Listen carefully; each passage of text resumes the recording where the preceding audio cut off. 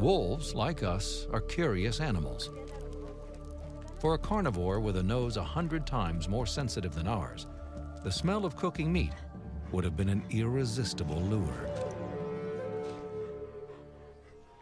They followed their noses to the edge of our camps and discovered an unexpected prize: our garbage.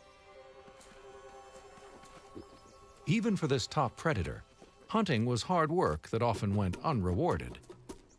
The most curious, least aggressive wolves discovered that there were rewards to be had living close to us.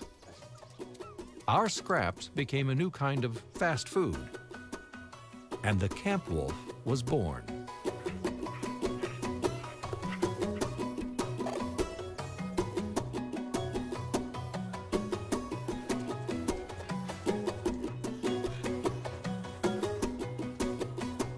Professor of Ecology and Evolution